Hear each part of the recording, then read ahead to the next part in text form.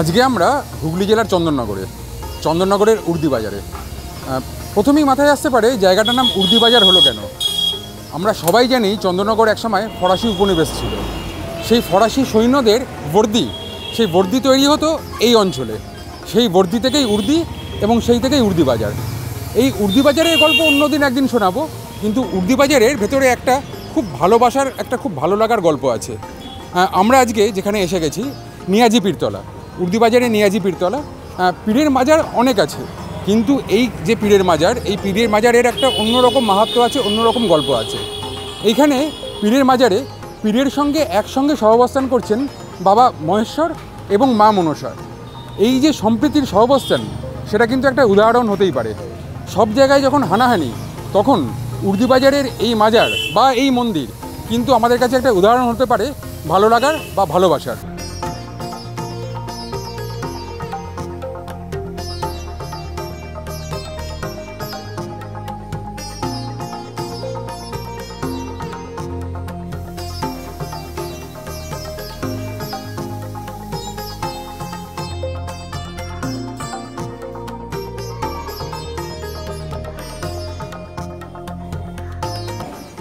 আমরা যে কথাটা বলছিলাম, যে এখানে কিন্তু সব ধর্ম একসঙ্গে সহাবস্থান করছে। আমার ঠিক পেছনেই পীর বাবার মাজার, এবং সেই পীর বাবার মাজারের সঙ্গেই আমরা যদি আরেকটু এগিয়ে যাই, এই একই বাড়ির নিচে বা এই একই ছাদের তলায় এখানে কিন্তু বাবা মহেশ্বরের একটি মন্দির। মহেশ্বরের মন্দিরেও যেমন পুজো হয়, বাবা পীরের মাজারেও তেমনি ফুল বা সেখানেও মোমবাতি দেওয়া হয়।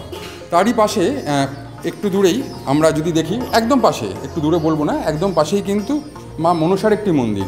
এবং এখানেও কিন্তু বিভিন্ন ধর্মের লোকেরা এসে মানত করেন, তাদের মনোবাঞ্ছা জানান।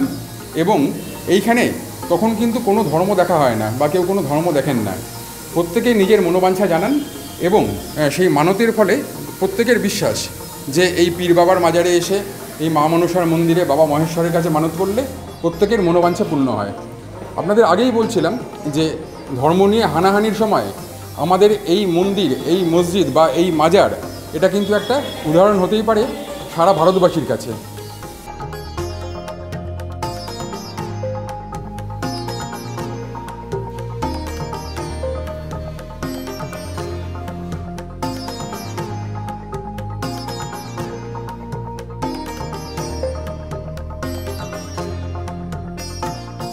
সবাই পুজো দেয়, সবাই মিলিতভাবে, কোনো রকম কোনো অসুবিধা না। কেন সবাই ঠাকুর বাবা সব কিছু সবাইকার একই। হ্যাঁ, অতএব সেই ভেবে সবাই আসে, সবাই পুজো দেয়। হ্যাঁ, কোনো আমাদের এখানে কি আছে যদি আমাদের, এখানে আমাদের সামনে বাবা নিয়াজি পীরের মাজার, তার পাশে হচ্ছে বাবা মহেশ্বরের মন্দির, তার অপোজিটে হচ্ছে মা মনসার মন্দির। হ্যাঁ, তিনটে মূর্তি আমাদের বংশ পরস্পর আমরা আজ 7 পুরুষ ধরে আমরা করে আসছি এখানে। কত বছরের পুরনো? বহু 7 পুরুষ মানে মিনিমাম ধরুন 250-300 বছর হবেই। হ্যাঁ, সেই থেকেই আমাদের পরস্পর বংশ পরস্পর চলে যাচ্ছে।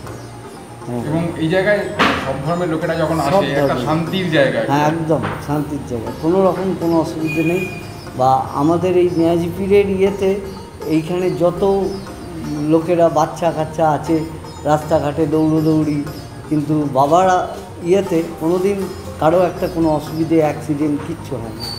বাবার এমনই। আর এই বাবার এখানে যারা এসে যা মানত করে, বাবা ঠিক তার ফল দেয়। তারপর সেই মানত তার যদি সম্পূর্ণ হয় ফলে, তখন তারা এসে সেইভাবে পুজো দেয়। পীর বাবার মাজার তো আমরা অনেক জায়গাতেই দেখতে পাই, কিন্তু একই ছাদের তলায় পীর বাবার মাজার, বাবা মহেশ্বরের মন্দির, মা মনসা, এটা কি কোনো জায়গায় না? আদার্স কোনো জায়গা খুব কম দেখা যায়। আমাদের এখানে এটা বহুদিন, বলছি না, বহু বছর ধরে হয়ে আসছে। অতএব এখানে সব লোকেরাই মানে খুব গর্বিত, বা সবাই মিলেমিশে ভালোভাবে পুজো দেয়। যার যা মনের কামনা সে এসে নিজের মনের ডাকে বাবার কাছে মানত করে যায়, বাবার সেই কাজ সফল হয়, এসে আবার তারা সেই পুজো দিয়ে যায়। আমাদের চন্দননগর সেখানকার উর্দি বাজারে এরকম একটা সম্প্রীতির বার্তা। এটা একটা দৃষ্টান্ত। মানে আমি তো 26 বছরের বিবাহিত জীবনে এটা একটা দেখেই আসছি, আর এসে বিয়ে হয়ে পর্যন্ত আমি শুনে আসছি যে এটা মানে তার কত বছর আগের থেকে যে এই নিয়াজি পীর বাবা, যেখানে পীর বাবা রয়েছে, বাবা মহেশ্বর রয়েছে, নারায়ণ রয়েছেন, মনসা দেবী রয়েছেন, মানে এটা একটা কাঁটা দেবার মতো, গায়ে কাঁটা দেবার মতো একটা ব্যাপার, যেখানে হিন্দু মুসলমান মানে নির্দ্বিধায় সকাল থেকে রাত পর্যন্ত একেবারে সবার উভয় সম্প্রদায় বলবো না, প্রায় সব সম্প্রদায়ের মানুষই এখানে পুজো দিয়ে যায়। এত একটা মানে গর্বের জিনিস এটা, সত্যি ভীষণ ভালো লাগে। আমরা চন্দননগরবাসী হিসেবে তো গর্বিত। আমার এটা একটা নিজের মনের ইচ্ছে ছিল যে এইটা আমাদের চন্দননগরে এত সুন্দর একটা কী বলবো, এটা একটা বলার মতো বিষয়, অথচ আলোয় আসে না। এটা আমার একটা নিজের মনের ইচ্ছে ছিল, হয়তো বাবা নিয়াজি পীরের ইচ্ছে আমার ইচ্ছে মিলেছে, তাই আপনাদের সঙ্গে আজকে আমার দেখা হয়ে গেল, বা আমি আমার ইচ্ছেটাও বলতে পারলাম। খুব ভাল লাগে। আর সকলে দেখে শেখা উচিত যে একসঙ্গে থাকা যায়, সব মানুষ, হিন্দু মুসলিম সব সম্প্রদায়ের মানুষ একসঙ্গে থাকা যায়, একেবারে কোনো রকম অশান্তি ছাড়া থাকা যায়।